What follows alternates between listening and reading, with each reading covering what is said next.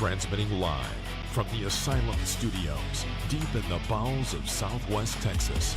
It's the Joe Rooz Show. The show where we talk about anything and everything. Where nothing is sacred, nothing is watered down, and nothing is PC. All righty. Hey, folks, this is Joe Rooz, and it is great to be with you once again.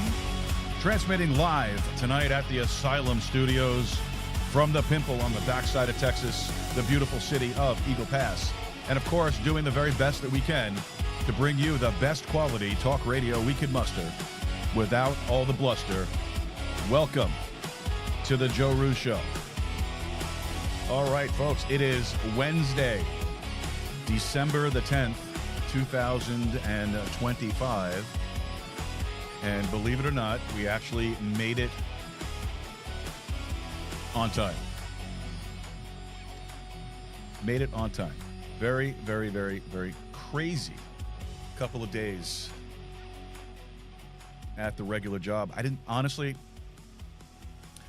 not think for a minute that we were going to get tonight's show in. I really didn't. I don't know if you guys remember, but a few months ago, before the government shutdown took place, I told you that in my regular job, we were due for an annual inspection, and the reason why the shutdown affected it was because some of the funds come through CMS federal, and so when the government shut down, they stopped doing the inspections. Well, fast forward now to December. We were actually expecting our inspection back in September or so. That's roughly around the same time that we had it last year. So that's kind of when we were expecting it this year. Well, the shutdown kind of put a stop to that, and it got pushed back. And this week they came out to do the annual inspection. Now, when we were first talking about it way back when, we let you guys know that when that time came, it's going to be very difficult as far as scheduling goes and getting things done on time. So that is what happened. So yesterday, they showed up to do this inspection. And and they come in teams. So one team showed up yesterday, and they'll be here, at my job for the next couple of days. And then my department has its own team that shows up, and my team showed up today. And it's a long day, and it's a busy day. So I had very, very little time to sit down and actually go over show notes and do prep. I wasn't even sure if we were going to get the show in because I wasn't sure how long we were going to be at the regular job. And so I let Angela know, anonymous Angela, one of our executive producers, and let her know just to be ready that we might have to send out emails to let folks know that we're not going to be able to get the show in. But today went by pretty well, pretty smooth, and still wasn't sure if we were getting the show in. Finished our inspection from my department somewhere around 4 o'clock. By the time we wrapped everything up and had the exit meetings and all that stuff, it was close to 5, and then we had to have the department heads meeting when the first team left. I know it sounds confusing and like messy, but it really isn't. So the first team left, and then we had to have our staff meeting, and didn't get out of the staff meeting until quite late. And man, I was not sure if we were getting the show in. So I ran out of there like a lunatic, and got here to the studio and tried to get everything set up. But of course, all the infinite. Do I sound like I'm complaining? Somebody said that listening to the show that I did with Patrick San Gimino sounded like two old guys just constantly complaining. And I don't know, maybe that's true. I don't know. But I'm just one old guy right now complaining, I guess. But got here, tried everything I could possibly do to get the show put together to get started here, and we had a full show. We did. We had a full show. We had 3 hours tonight. We had a first hour guest, Werner Neff, who I'm not sure if he's here or not yet. And then we have a second hour guest, and Tony Bradshaw, and then we have a third hour guest, the return of our Wednesday with Wayne segment. So we had a packed show tonight, and I'm not sure exactly where we're going to be tonight with the show, to be quite honest with you.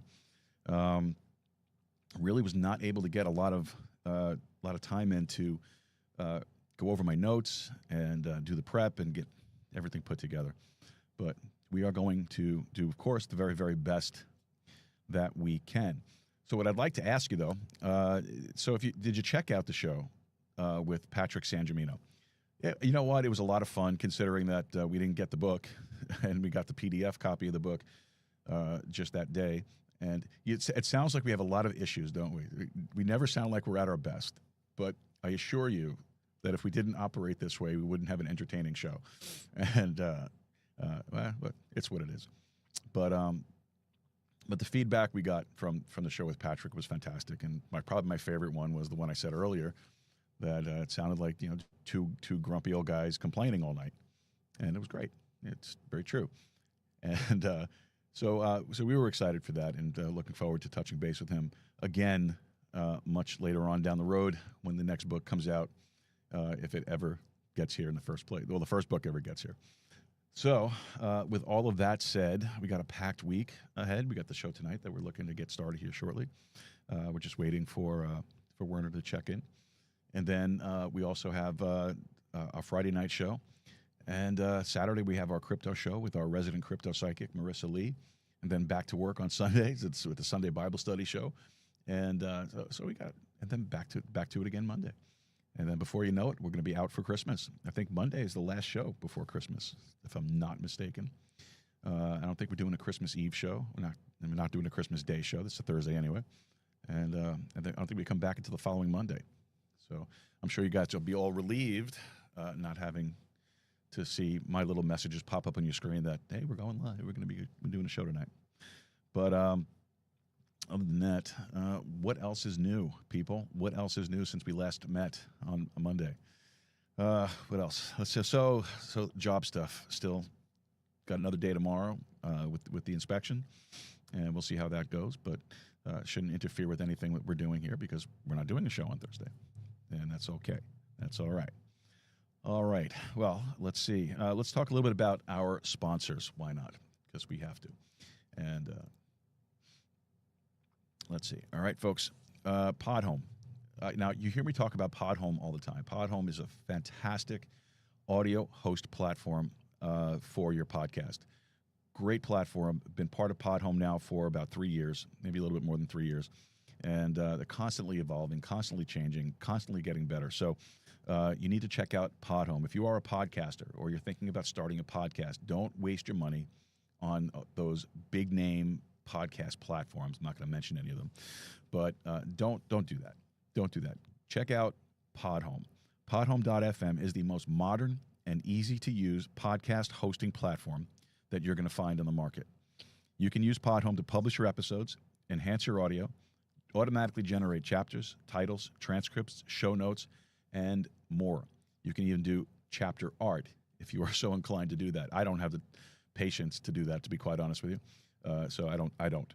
But you can even podcast live, which is exactly what we're doing right now. Our show is being streamed live across the interweb through our website, through the media player that Podhome provides on our website, and of course, all of the modern Podcast 2.0 platform apps.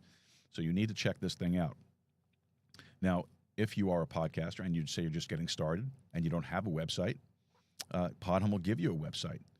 And then you can take the HTML code and plug it into your site, and you have yourself a beautiful little player. It's a great platform. You get absolutely everything that you need in one affordable subscription of $15.99 a month. That's $15.99 a month.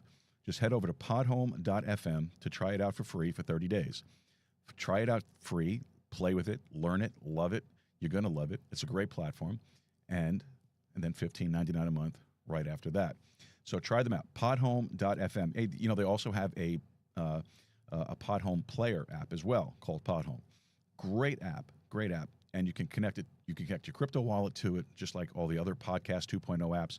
And you could stream sats to your favorite show, like this one or any other one that's on those platforms. So check them out. Podhome.fm, $15.99 a month after a 30-day free trial. So check them out. All right, folks. What about energy? You know, everybody needs electricity. It's essential. And TNE Energy makes it affordable and personal.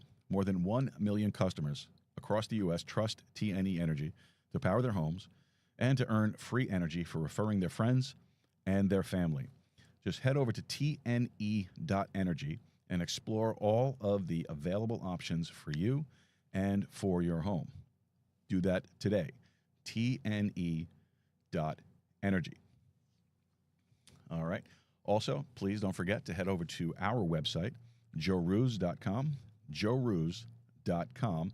And when you get there, head over to our contact section, open up that little web form, and why don't you send us over a message? Let us know whatever's on your heart, whatever's on your mind, any questions, comments, cares, or concerns that you might have. Maybe you have a complaint, a gripe, a bitch, a moan, I don't know. Whatever you got on your mind, send it on over to us, and we would love to hear from you guys. Now, if you don't want to use the web form, that's fine. You can always email me directly at info@joerooz.com. That's info@joerooz.com. Also, if you would, while you're on the website, please look for the support button on the homepage. And remember that this is a value for value show. And all that simply means is that if you are receiving anything of value from the content that we're putting out, we're asking that you return that value to us in the form of a donation. Now, that donation can be your time, your talent, or your treasure.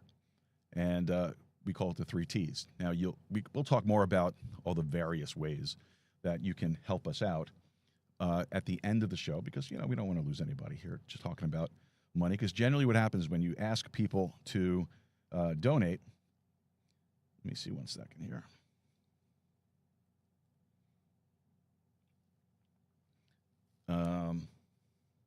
When you start asking people to donate, they tend to get spooked, and you lose them. So we don't want to do that right away. We want you to hear the content first. So just head over to the website again, joerooz.com. Look for that support page, and when you get there, if you can help us out, if you have the means to do it, we would really, really appreciate your help. All right. Now, also, I haven't mentioned this in a while, so I'm just going to throw it up there really quickly. We do have a GoFundMe set up for the show. I started talking about this a few months ago. We are going through a mortgage escrow shortage here at the asylum, and if you have the means to do it and you want to help us defray the costs of this increase in the escrow payments, which increase the payments here at the asylum, we would love it if you could help us out. We have a GoFundMe set up. The QR code is up there on your screen right now, and just scan it, or you can wait till later, and then the link will be available to you in the show notes. And you can click on that link and you can make a donation if you have the means to do it. If you don't worry about it. That's all good. We appreciate just the thought of it. All right. But it is important. We want to get this payment down to kind of keep things moving along here. We've already had to cut back on a few things. We don't really want to do that too much more. But we look forward to your help if you can do it. If not, it's all good. It's all good. We still love you. It's all right. All right. So let's see. So I sent a message over to Wayne. Let's see if he's able to pop on here, kind of help us out. Let me just send this over to him again. One more thing.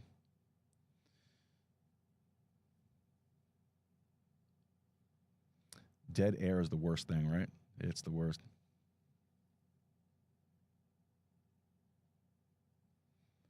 All right. There we go.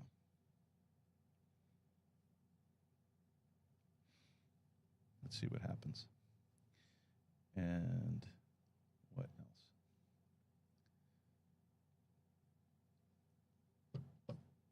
All right.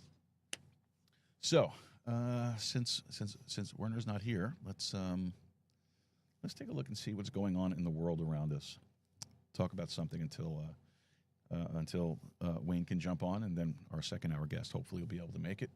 I think a lot of the problem was the fact that we had the confusion with the scheduling today, and this is kind of weird and awkward right now, but that's okay.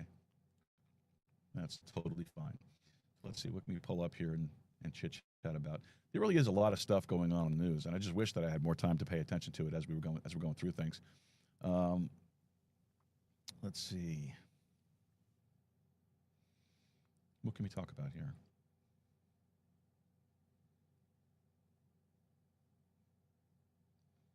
Lots of stuff. I don't even know where to start, to be honest with you. Let's see what's on the old InfoWars website.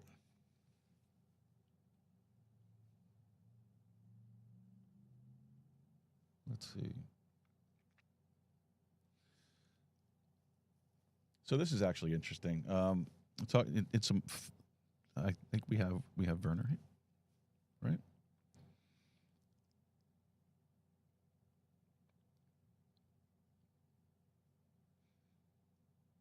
All right. I think Werner's here. So let me get on over here.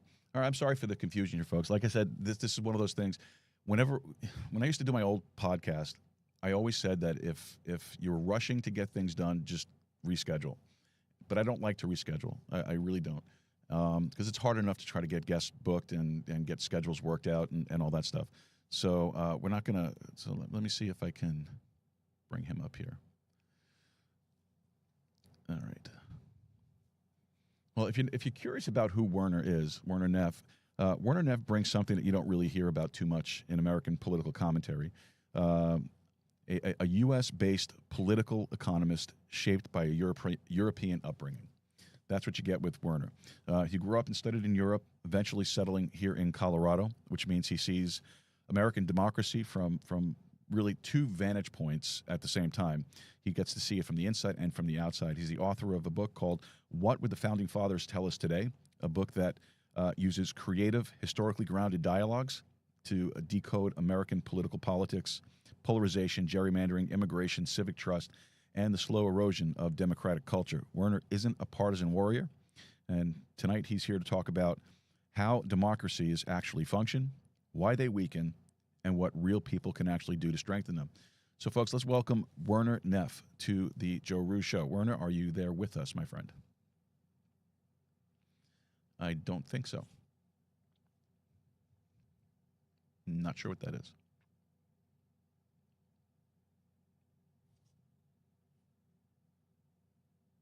Interesting. All righty. So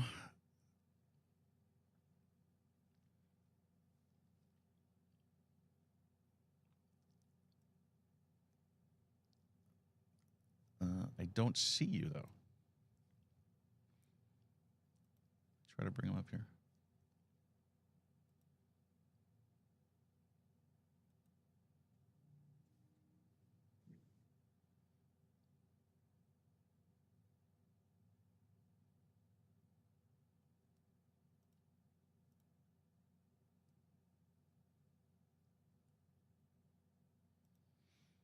right, I think Werner's having some trouble. Says that his mic is muted and there's no picture. So, Werner, if you do hear me, you might have to restart your computer or close your browser, refresh it, and come on back. Okay, I do. Oh, there you go. I hear you now.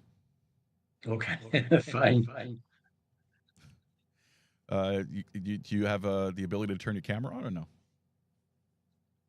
I did whatever I was asked to, and I see the little green lights that it is the camera is open.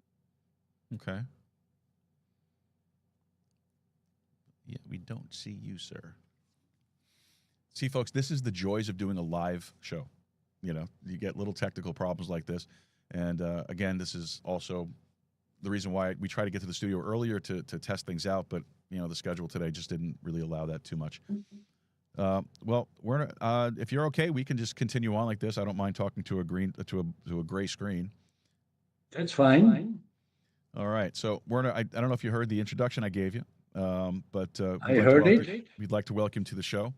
And I was looking forward to talking to you this week. I was, when we first made our connection over on Podmatch, you have a very interesting profile, and I thought that would be a nice change of pace, to talk to you about some political things. We haven't really gotten into the world of politics too much lately here on the show. We've been doing a lot of other stuff, but talking about the polarization that we're going through here in the United States right now. It's just getting worse and worse and worse. There's a lot of things going on in the world of politics here that, some are good, some are I'm a little troubled by, and so I'd like to get some perspectives on those things. And another thing that like in your profile, we wanted to talk about the erosion of democratic culture, and I found that to be interesting, very, very interesting. And we're going to eventually get into that too. But as always, what I like to do is before we get into the interview, is just to throw a couple of icebreaker kind of questions. So first one I got for you. The first one I got for you is tell us something about yourself that nobody knows but should. Okay, as you mentioned, I'm an immigrant from Switzerland. I moved here because my American wife was very ill. And so after when I was retired, I moved immediately to the United States, here near Aspen, Colorado. That was in 2010. Meanwhile, my wife died and I found Sorry. new love and married to another American, Swiss American, and we have a good life here in Colorado. When I arrived, I immediately was interested in all the political discussions, and I was very surprised about the discussion about introducing the Obamacare, the Affordable Care Act. And to be honest, in Europe, we have everybody is mandatory pension fund and mandatory uh, healthcare system. There are different plans by countries. They are good, they are bad, and everything can be improved. But I was really surprised about the discussion at the time, 2011, 2012. So I started to write Mm-hmm. first to my sister, to friends of mine, to my brother, and all of a sudden it came up that I can write a book, what I did. And you mentioned that my last books, what would the founding fathers tell us today, is, in my opinion, a lesson of civics. That is the rights and duties of any citizenship. Mm-hmm. I like to mention in the beginning that I'm not a party promoter, but a defender and teacher of democracy. What does that mean? You probably know that the United States is a republic. Correct. The power of government is by the people. The citizens elect their representatives.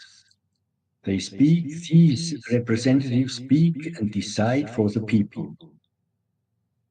They govern on behalf of the people. The authorities are elected for a definite time. That might be 2, 4, 5, 6, or even 10 years. Mhm. But their terms of office is limited. Re-election is often possible to a certain degree.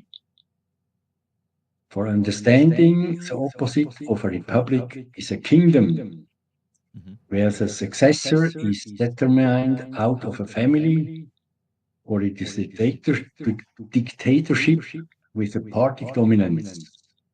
Rights and power are inherited from generation to generation. These are dynasties. History is full of famous family names.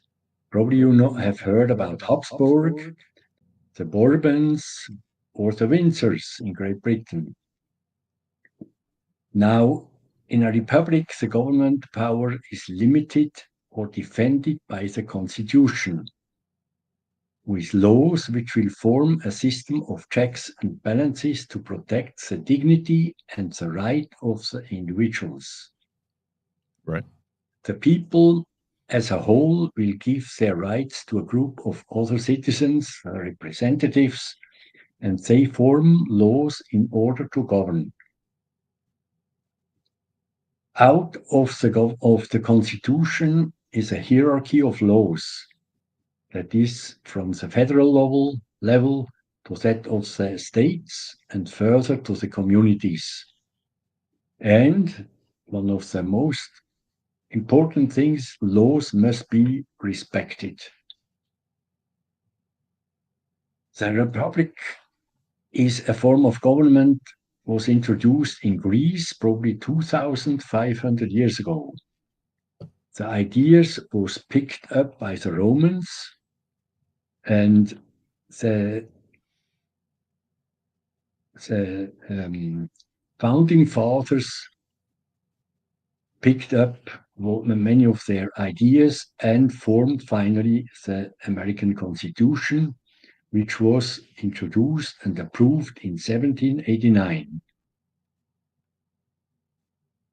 To strengthen the protection of the individuals and letting laws rule, there is the idea of separation of power to three different authorities. The representatives who form the laws, is the legislator, the government who execute what is presented in the summary of laws, the executive, and those who control that the laws are properly used and executed, judicial authority. Right. The divide of power was first mentioned by Montesquieu, a French judge and political philosopher. The founding fathers chose these principles to form their new nation. As I told already, that was in the years 1770 to 1789.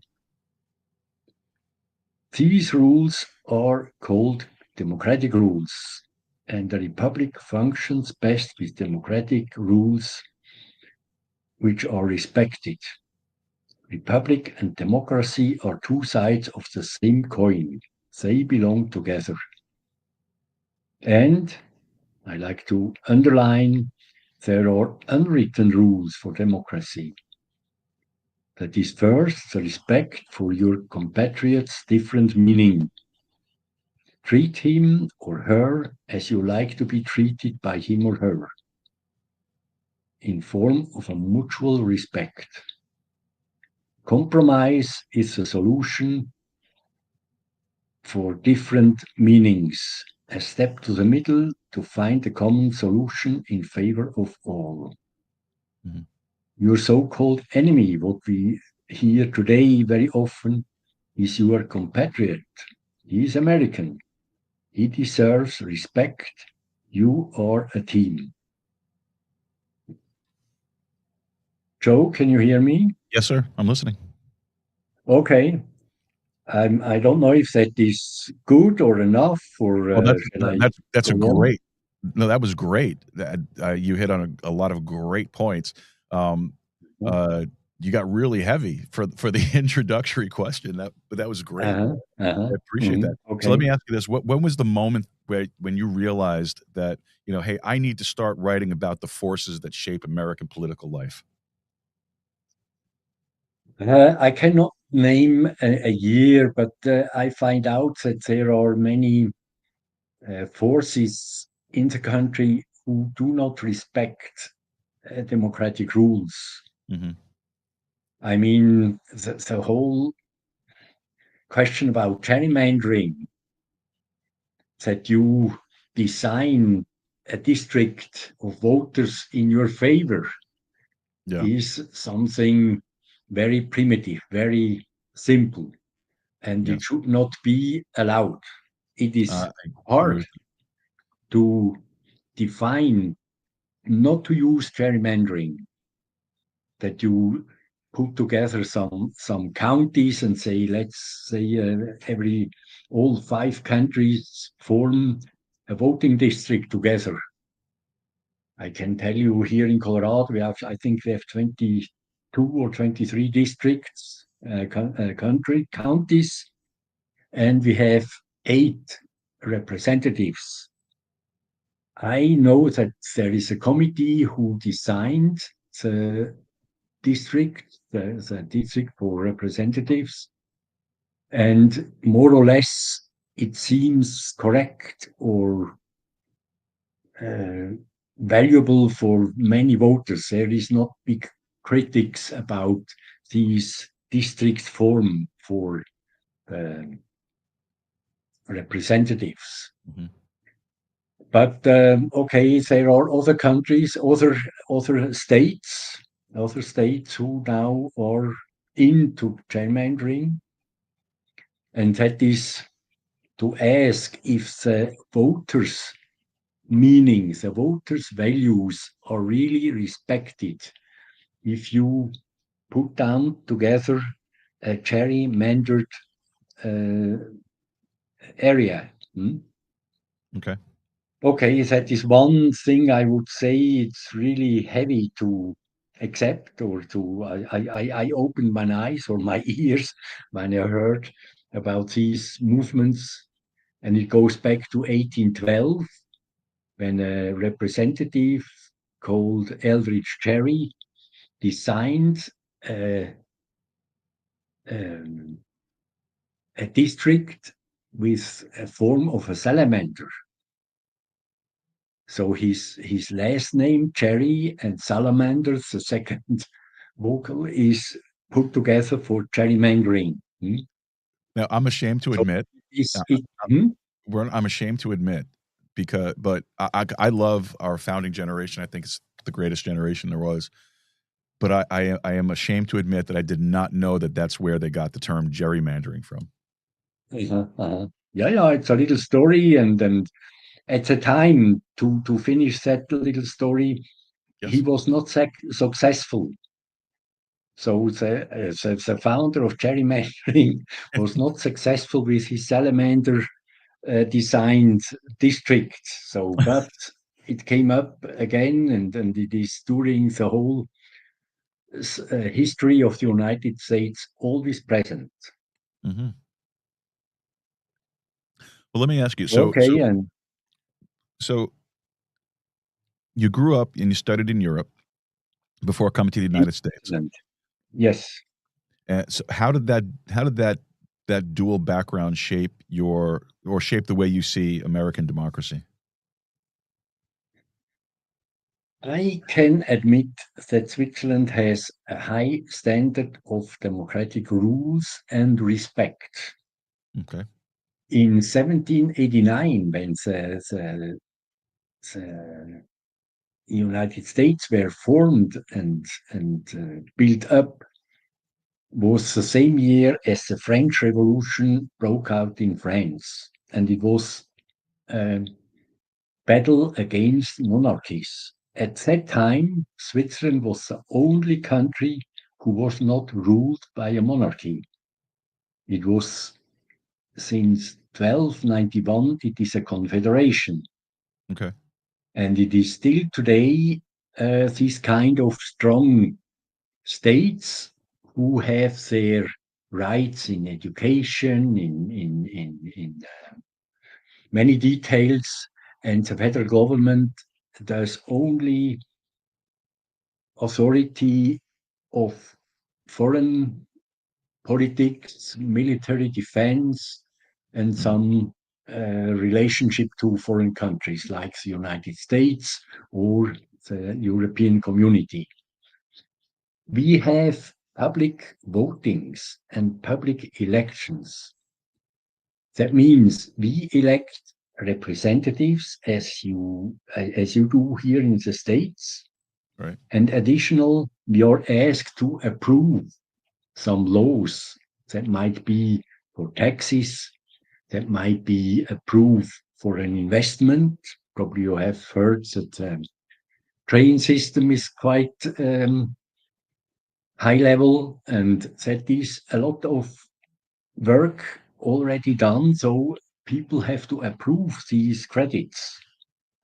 So I was grown up in this country who has not only elections, but votings on every level, federal level, state level, and community level. If you do that for, let's say, me 50 years, no, you learn a lot.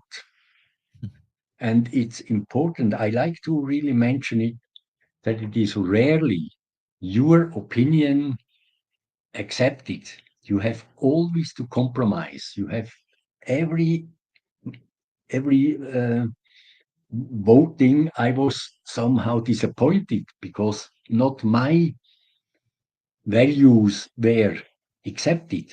So others were much stronger, or their influence was bigger, and they could form a solution which was finally accepted. Mm-hmm. So that is a big, big job for a democratic ruled republic, that it must compromise. It is never the way you think it is the best solution. There are other meanings, and you have to discuss it. Yes. You have to sit together, you have to discuss, you have to evaluate advantages, disadvantages. Is it in favor of the entrepreneurs? Is it in favor of women? Is it in charge of younger people, younger generation? So the democratic rules are best functioning if you respect the other meanings and that you can come together somehow in the middle. I say in the middle because everybody has to step to the left or right to come to these solutions. And I must admit that after 50 years of public voting and in Switzerland, I'm quite happy that I can say I participated in all these votings, and I'm happy what Switzerland is today.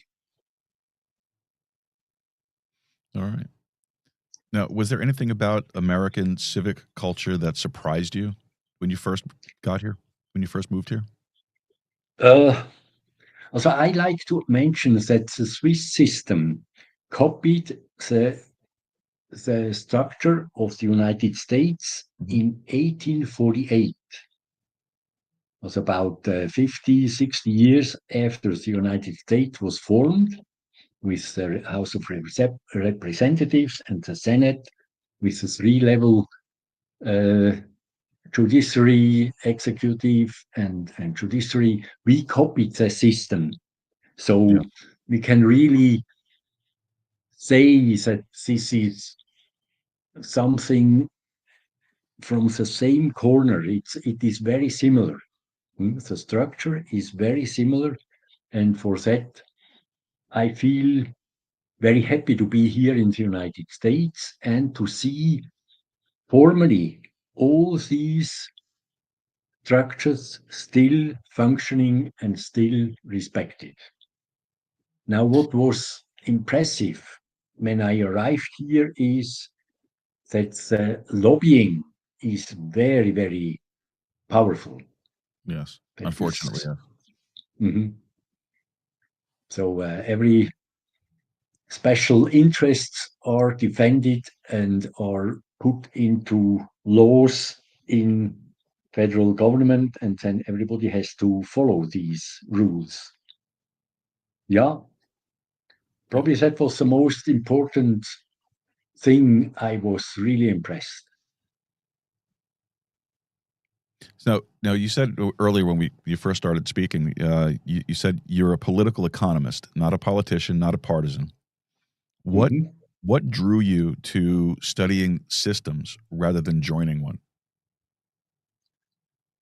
Yeah, my question was, why is this political everyday street going that way? Is a clear? I ask myself, why is the influence of power groups so so strong? Hmm. How is it possible to neglect certain groups of Americans? And I think here on the poor people, that they have a minimum wage of $7.25, still valuable. They do not have pension funds, they do not have or access to a health plan. And now, yeah, that was what I was really surprised to see. Hmm. Now, from your vantage point, what's the biggest misunderstanding Americans have about their own democracy? Yeah, I think the biggest obstacle is that there are only two parties. I agree with that. I mean, there are 12 or 15 who will, um, they like to be elected in a presidential election, but in fact, it is a two-party system. Yes. All other 10 or 12 or 15 parties are neglectable. There are nobodies. So you have two parties. And of course, also I think it is logic that after 4, 8, or 12 years of one party, it changes to the other. And then after 4, 8, or 12 years, the same movement is changing again. So it is always a move from one values to other values. Also, that is very democratic, that you have the changes. I would love to see that there are more parties who can determine some interests, and then the put to compromise is bigger. Hmm. In Switzerland, I can tell you, we have at least 5 parties who govern in Bern, and not one is really majority. So they have always to discuss with others which might be a solution to have it introduced for all Swiss people and all inhabitants of that country. Am I clear? If you have 5 parties and no, and the biggest is 30%, the second is 22, and then it goes down to 14 and 9%. So nobody can form alone the mainstream of politics. They have always asked the others, what are you thinking? How can we manage? What would be a solution that the whole um, population can have a profit? I know that is you cannot introduce more parties and say, oh, okay, and then we go the same way. So that is an impossible idea to ask more parties to participate or to probably I think about this question for the next few months, or I think that is a big obstacle that you must see the other party member as an American. Mhm. He is not your enemy. He is an American citizen, and probably he likes to have the same advantages for the whole population as a whole. Hmm? Let's No, I say agree. kind of health insurance. Why not looking for a solution who is really accepted by everybody and introduced and making functioning?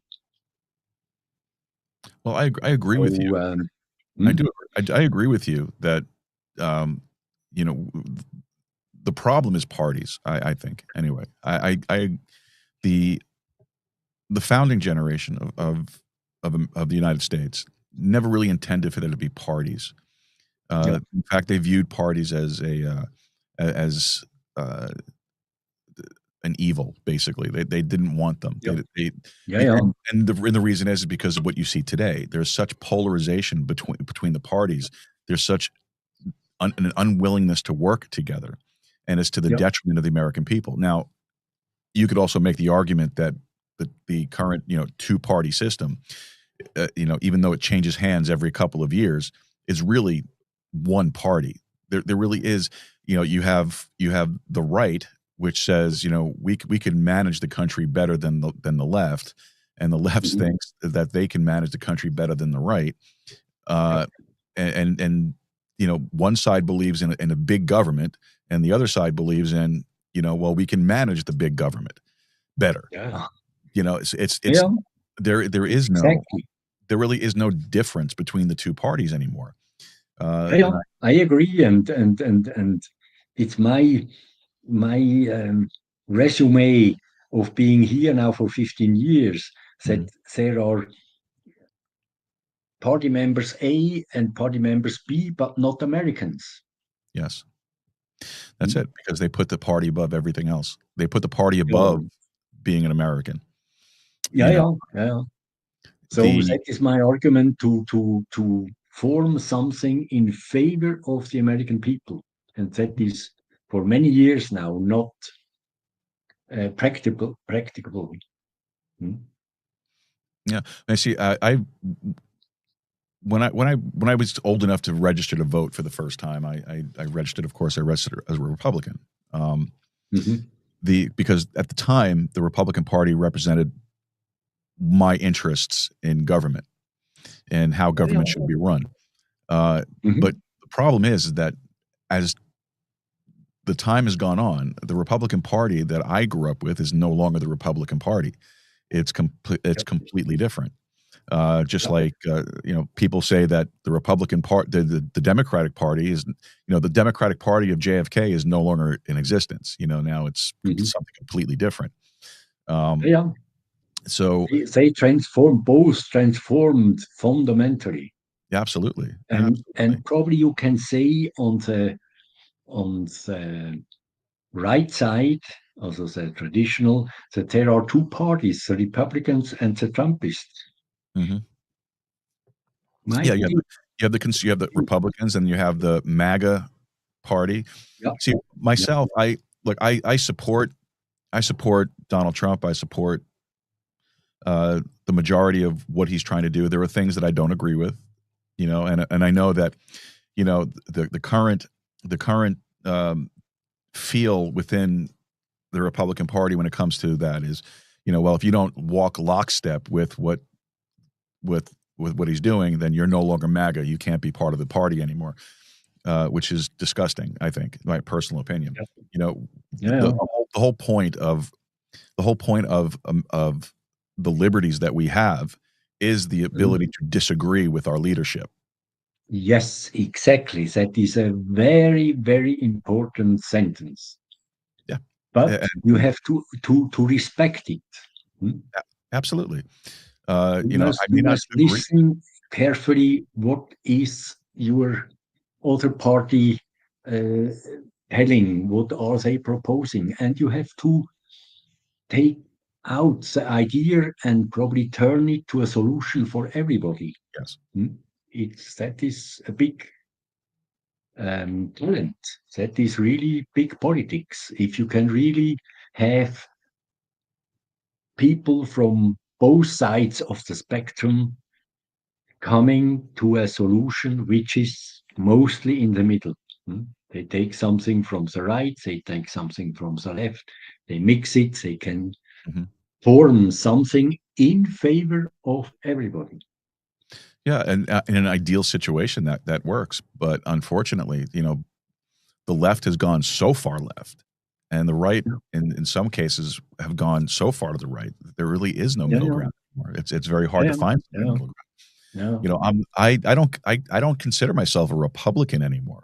I really don't. I look at myself. I term myself more of a conservatarian. So I have conservative leanings, and I also have some libertarian viewpoints. And And that is your right. That is your right. Absolutely. Nobody can contest also. And if somebody is really on the other side of the spectrum, he must be able and loved to have other ideas, and then you can talk together. Yeah, you can exactly. find solutions together. So exactly, but the problem is the polarization has gotten so bad. Yeah. Nobody wants to hear what the other side has to say. Yeah. Which makes me ask the question that, do you is this polarization, do you think it's cultural, economic, institutional, or do you think it's something else, something deeper than that? To be honest, I don't know, or I do not know it yet. Yeah, it's I mean, to overcome, to pass this polarization is a challenge for the next 5 or 10 years. It cannot go on that way. That is my meaning. You must, and probably one day it is obsolete. Who knows? I can only promote the American. The Americans must have, let's say, health insurance, must have pension funds, must have taxes, correct and justable taxes, and many other details as a challenge for the whole population. It is now very idealistic, but it must be some kind of this way. It cannot be going on another 20 or 30 years that way. That is my feeling. Yeah, no, and I understand that. I am of the mind that the less government is involved in my life, the better off I am. And as a matter of fact, there's something I say all the time, and that's the only thing that I want government to do for me is to protect my right to take care of myself. That's all I want. I don't want the government taking care of my health insurance. I don't want the government because they can't do it. It's impossible. Not here. But listen now to the health insurance. Ask a senior about Medicare. Oh, it's horrible. You will not hear one complaint. Everybody is very happy. I have many friends, neighbors, everybody or nearly everybody here where I live is senior and has the profits and the advantages of Medicare. So it might be something you can find a common way. I don't know, but yeah, try it. See, my thought is on things like Medicare. It's in idea, it's not a bad idea, but in practice, it's not functional. My regular job is I work in a nursing home, nursing care facility, and I don't work directly with like billing or the insurance side of the whole thing. But in going around, I hear a lot of the things that the residents in the facility talk about with their insurance, with Medicare, and they're really not too happy with it. There's things that their doctors are saying that they need, and Medicare is putting them through the hoops to try to get that taken care of for them. Is something that they need, but there's always some kind of an issue. So I get, but there are two sides to the whole thing. I mean, there are some people who do well with it and are happy with it, and there's others that aren't. Yep. But the goal here is to let's find out why it's working for some, why it's not working for others, and let's figure out how we can get it to work for everybody. Yeah, well, I agree. Right. Yeah. Now, and a lot of this has to do too. Talk about the polarization and all the trash talk. That's one thing I'm getting tired of, to be honest with you. I'm getting tired of the trash talk. Yeah. All of a sudden, political discourse in this country has become just who can speak louder, who can talk over someone, who can come up with the best insult line, just for that little sound bite, so they can make a little TikTok video or an Instagram reel or something like that. There is no more debate in the House. All it has become is a shouting match, and what that does, in my opinion, and that just erodes civic trust. And I wanted to ask you about that. Your opinion on that. What does the erosion of civic trust mean to you, and what do you think it is that's driving that decline? Oh, that is really that challenge we have, and I cannot give you just on a platform a solution and say make this, make that. Yeah. I can only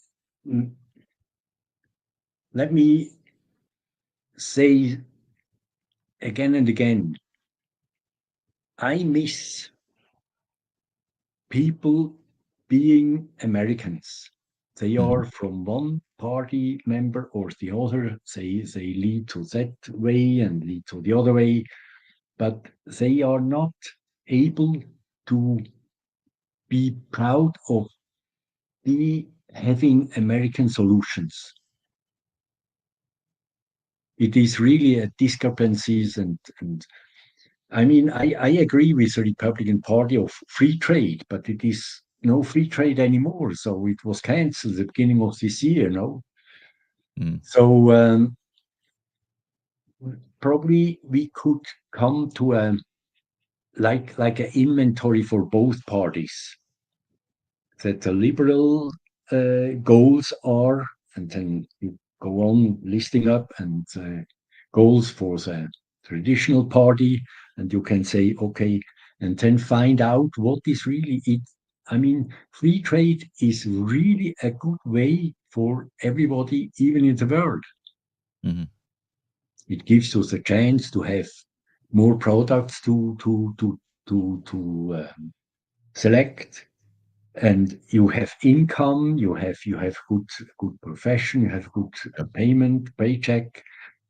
So I probably said this an idea, to list up what is the liberal side and what is the conservative side, and then find out or really to discuss about what is needed here and there in favor of the American people, the majority of the American people. That is, I think, now a good solution or a good idea to give you. Yeah, I think so too. We don't have much more time left, so I wanted to get into your book a little bit. So let me kind of just redirect the conversation that way. First of all, tell us a little bit about the book itself. Okay, also the book you mentioned is somehow a trick to explain civics to the Americans. And I have written 2 or 3 other books about the problems. I discussed gerrymandering, I discussed Obamacare, I discussed also things as economic fact. Now, I had one day the idea to let the founding fathers speak to the people again in a fiction, in my ideas, in my phrases, and I hope that might help to go on with the functioning of the government and the institutions.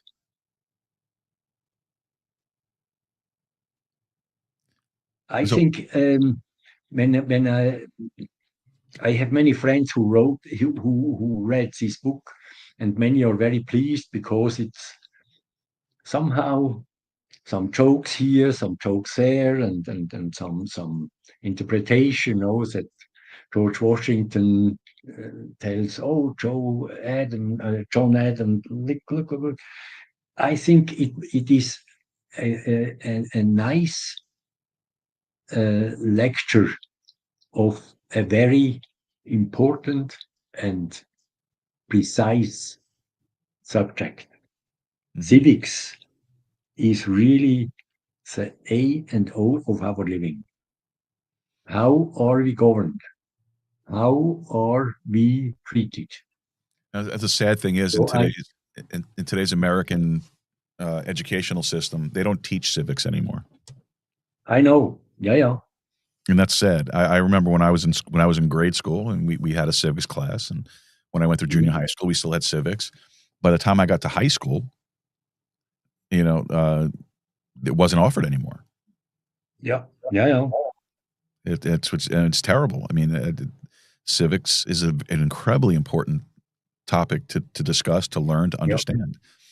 And I think that's why we have so many problems today in this country, because people don't understand how the government works and how it's supposed to. Yeah.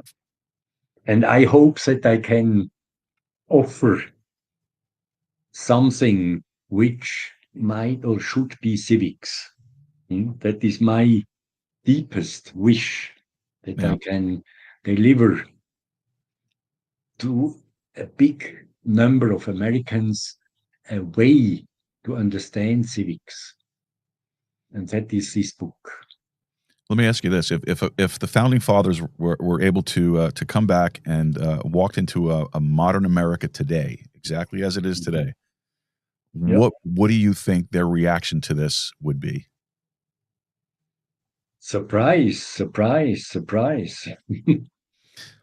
Yeah, this It is would not be exactly really. No, this is not exactly the government setup that they left behind. Yeah, probably also. They would be surprised to see discussions here or there. Okay, and many things did not exist at that time. Television, radio, or the printing media was just coming up, and so yeah, they will be surprised. Yeah, I They think would so be too. surprised. I think they'd be more surprised at how bad the government has become. I think they'd be more surprised at that than they would about the technological advances. Honestly, that's what I think. I think they'd be more disturbed and dismayed over what we did with the system that they left us. It's really a sad state when you think about that. Now, how can historical models help us cut through today's noise and the polarization?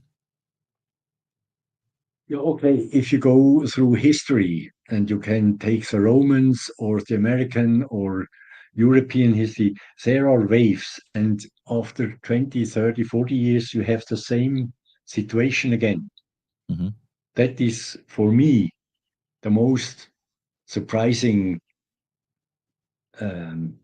outcome of history. We had this situation before, and probably people do not learn out of history, but it must be possible. It must be possible that you say, oh, in 1930, let's say 1930s, we had this discussion. In 1950s, we had this discussion. How did we come out, or how did we solve it? How was the a change possible, etc. Yeah. So yeah, that is One of probably my teachers used to have a great saying, and I've stolen it and I've used it many times. The one thing that man does not learn from history is that man does not learn from history. yeah, yeah, yeah, yeah. That is a famous saying. Yeah. Yes. Yeah, and one of my teachers used to say that thing all the time, and it stuck with me over the years. And Mhm. but it's the truth. Sad to say, Yeah, but it is absolutely the truth. yeah, yeah, Men do not learn from the past. yeah. And what is the other saying? History is doomed to repeat itself. Hmm. Yeah. It's hard. Now for folks that are listening or watching that feel overwhelmed by politics, what's one practical step that they can take to help strengthen democracy in their own community?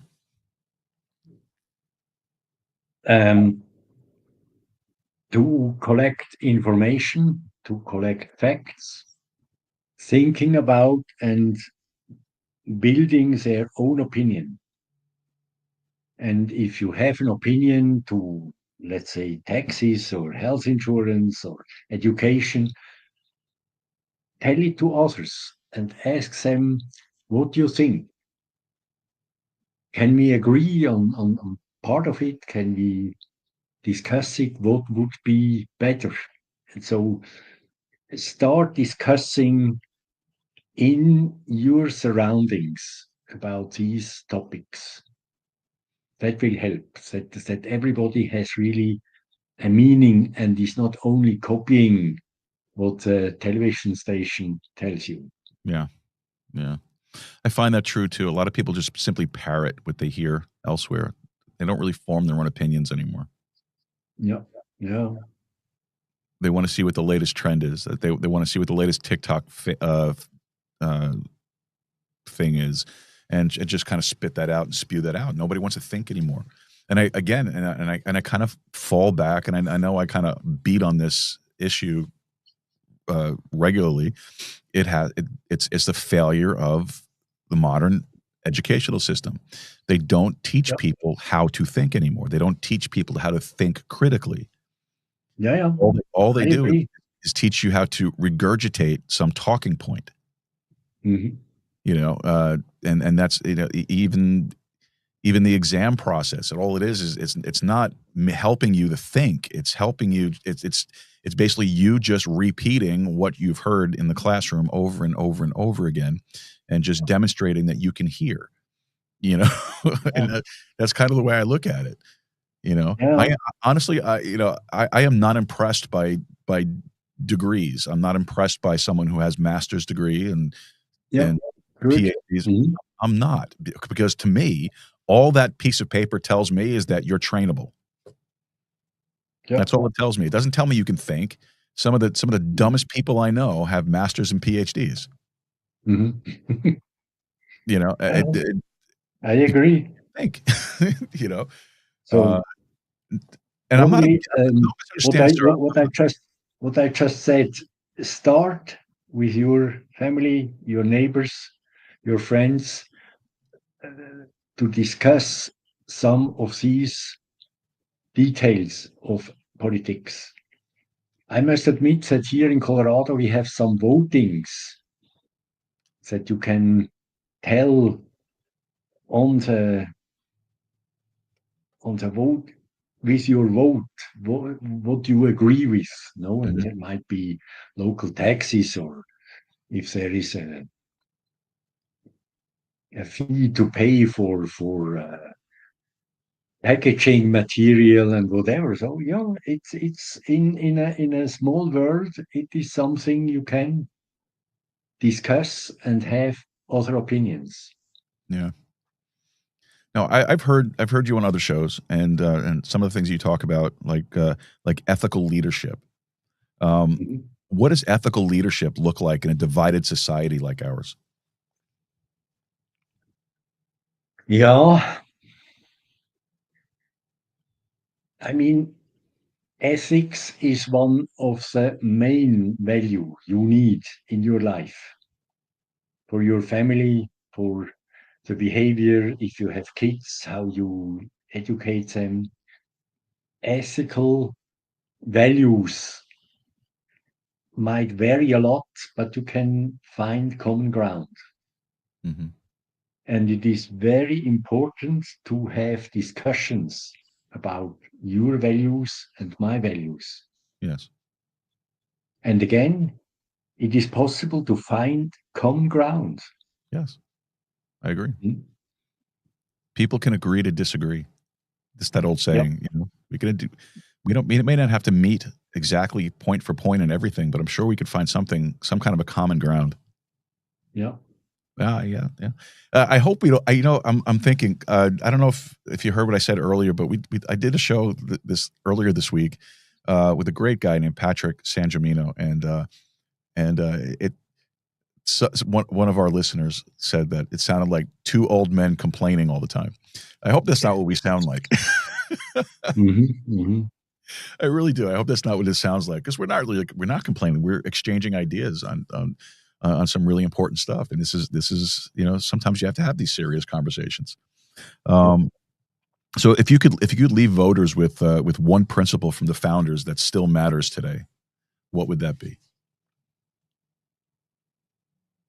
Respect the Constitution, respect the Bill of Rights, which is, in fact, in defense of the dignity of the citizen. That's right. After the Constitution was approved, the founding fathers all of a sudden find out that, wait a minute, we have to protect the citizen to our possible power. Mm-hmm. So they listed up what it is really independable, that you have the right to speak, that you have to have an advocate in case you're on a trial, to free press, whatever, no? Yes. And it was very quickly that they realized that the Constitution is a good thing, but not enough. And the Bill of Rights was something very new that was never existed before in the world, in the history, and it is very important. That's right. So and a lot of people forget that too. way, you can somehow balance or countercharge what is in the Constitution. I recommend, if you don't have a copy, get one. I got this. I'm trying to remember where I got this from. I think this was from the Heritage Foundation, if I'm not mistaken. But I've had this for years. My pocket Constitution, Declaration of Independence, Bill of Rights, all that stuff. Yeah. This is These incredible. three documents are very important. Nice. Extremely. Yeah. And I carry this thing wherever I go. It's just a wonderful document. It's not hard to read. The Constitution, the Bill of Rights, Declaration of Independence were all written so that the quote unquote common man could read it and understand it. Exactly. You could read this in just like maybe 2 hours. If you read it slowly, you could read this whole thing in 2 hours. Mm-hmm. And it's so important, but nobody does anymore. This isn't taught. This isn't talked about. They explain this thing as a way as a living document now that changes at the whim of the politicians. It's far from it. One of the things I do, I love to talk history. I love talking American history and especially Enlightenment era history, when the founding of this country took place. And they say, well, how do you know that that's what they meant when they wrote? Well, because they wrote it. That's how you know what they meant. Go back and read the diaries, the letters of the founding generation. You will know exactly what their intention was when they put these documents together. Yeah, and they had big discussions. Yes, they had intellectual discussions, but found common ground. Yes, it's always the same. They had intellectual debates. It didn't degrade into a lot of name calling. I mean, they got their little shots in here and there. You know that. But, at the end of the day, they weren't looking to make a name for themselves. They were building the foundation of a country. Exactly. And that's what this paperwork here is. Absolutely. So, Werner, that was great. I don't think I could have said it any better than you did. So let me ask you this. I hope that it helps you and others. And yeah. Well, I ordered a copy of your book, so I'm looking forward to reading it. Let me ask you this. Who is somebody that you respect right now, and what are they doing that inspires you? I like to mention the book I quoted. It is How Democracies Die. It is, what is the name of? Leave it and look it up in my book.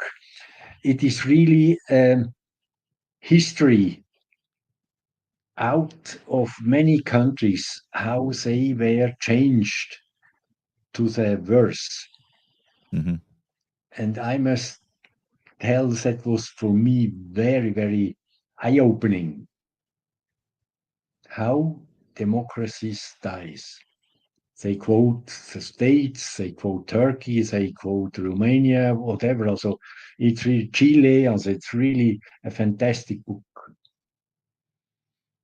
All right. Werner, where can we go to find more about you and the work that you do?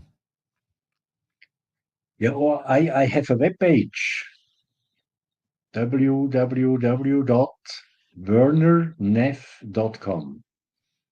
Got it. It's And my we will have first a link. name and my family name.com. All right. And we will make sure that we have that linked to the show notes so people can go out there and find it very easy.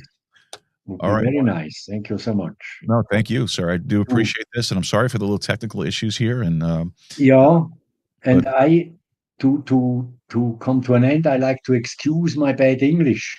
no, you were great. I still have some problems now to really express details or. Okay, that's all I like to say. No, you did great, though. Thank you. I appreciate that. That's Okay, awesome. good. Werner, All the thank you best. again. I appreciate you being here, and we'd love to have you back on sometime soon. So let's keep in touch with each other, and let's get that set up, and maybe we'll actually be able to see you. All right. Thanks a lot. All right, Werner. Thank you so much. I really Bye-bye. appreciate it. Take care now. All right, folks. Werner Neff. Hope you found that was really a fascinating conversation. I really did enjoy that. And if we weren't up against the clock here, I would have loved to have spent some more time with him. But we'll definitely have him back on the show. Let me know what you think. Drop a comment down below. Send us an email, info@joerooz.com. Use the web form on the website. We would absolutely love to hear from you. All right, so what we're going to do is we're waiting for our second hour guest to check in. So what we're going to do here is we're going to take a little break. I'm going to run over to the restroom, get some more coffee, and not from the restroom, but I'll get, you know what I mean. So we'll do that, and then we'll come back and we'll pick it up at that point. All right, folks, don't forget, this is a live show, weeknight, 7 p.m. Central Time. Don't forget, we also have a Saturday show coming up this week at, I think it's 2 p.m. if I'm not mistaken, or 3 p.m. I'll let you know for sure on Friday. We'll be sitting down with our resident crypto psychic, Marisa Lee. Kind of lost touch a little bit there. She's been sick. It's been scheduling issues, but we talked last weekend, and we're going to get a show in this week. So looking forward to that. And then Sunday show, the Bible study show is back on. Is back again, and we'll be continuing our discussion of the law on Sunday. All right, so folks, we'll be back right after this very, very quick break. I hope a very quick break anyway. We're going to try to make it a quick break. All right, so don't forget to like, subscribe, and share with your friends, your family, and your followers. That way you help the algorithm, help us get found, and don't forget to tell somebody about it. All right, and we'll be back right after this. Why don't you just stay with us? All right.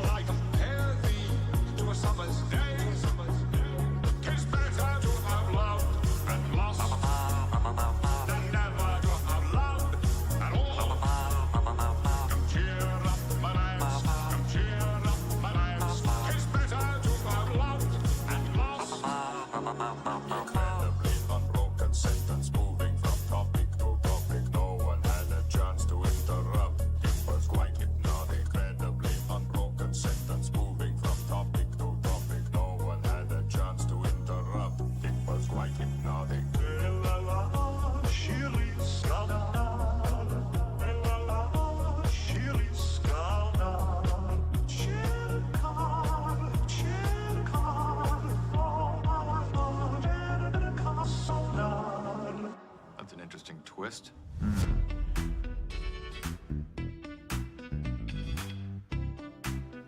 All righty. Hey, folks, welcome back to the Joe Rooz Show. First hour is in the books. Done. Really enjoyed talking to Werner. That was great. I just wish the camera was working on his end. That would be awesome to have that face-to-face conversation. I guess get a little spoiled doing that, right? Folks, welcome back to the show. My name is Joe Rooz. This is a live show weeknights, 7 p.m. Central Time. Don't forget to like, subscribe, and share it with your friends, your family, and your followers. Help us set that algorithm so people can find us a lot easier. All right. Folks, Pro HVAC R Solutions. Pro HVAC R Solutions leverages over 30 years of expertise to provide premier HVAC sales and repair services specializing in both residential and commercial installations. Pro HVAC's team of skilled technicians is dedicated to providing efficient heating, ventilation, and air conditioning solutions for your home or your business. With a focus on quality workmanship and customer satisfaction, Pro HVAC ensures your comfort all year round. Contact Pro HVAC R Solutions today for reliable HVAC services tailored to your specific needs. Just head over to their website, prohvacsolutions.com, prohvacsolutions.com. All righty. Well, folks, we have a little bit of a change of a schedule here tonight. So we're going to go through the just some of the announcements and, you know, the usual stuff that we do. And then we're going to close out the show a little early tonight. Our second hour guest, Tony Bradshaw, was unable to make it. So we're going to have to see about rescheduling him. And then also our third hour guest, Wayne Rankin, our executive producer, just let me know that he's not going to be able to make it either. There's a little medical situation developing over there, so he's on his way to get that taken care of. So we're gonna just kind of wrap this thing up here. That's why we took a little bit of a longer break. Wasn't really intending to do that, but we had some things we had to take care of there, with our guests. So not our guests now, but you know what I mean. All right. So with all of that said, folks, I apologize for that, the scheduling changes. But don't forget, we'll be here Friday with David Libby, so we're looking forward to having him on the show. So don't forget to head over to our website, joerooz.com, and look for the programming announcements email list sign up. All right, should be a little pop-up that comes up on your screen. Just fill it out. Screen. I'm getting a cold. The screen, and then fill that thing out. Get yourself on the mailing list. Look, it's number one, it's free, which doesn't cost you anything. Number two, we're not going to sell your information. We're not going to share your information. We're not going to give it to anybody. We're not going to do anything with it other than just send you emails regarding programming for the show. So get yourself on the email list. Like I said, it's the best way. Like I have said in the past, it's really the best way for us to communicate with you guys because I'm terrible with the social media stuff. I'm trying to do better. New Year's resolution, I guess. I'm going to do the best we can on that. And then, so just get yourself on the mailing list. It's the best way for us to communicate with you. It's the easiest way. And we're not going to sell you stuff either. We're not going to tell you to go buy this and buy that. And we're just going to tell you information about upcoming shows. So please go over and sign up for it. And also, if you would like to be a guest on our show, and maybe you're an author, maybe you're a politician, maybe you're somebody who has something interesting and unique you want to talk about, you can head over to Podmatch. You can go to joinpodmatch.com/Joe Rooz. And, wrong one, sorry. Well, I'll tell you about this one then, since it's up there. All right, podmatch.com/host detail preview/Joe.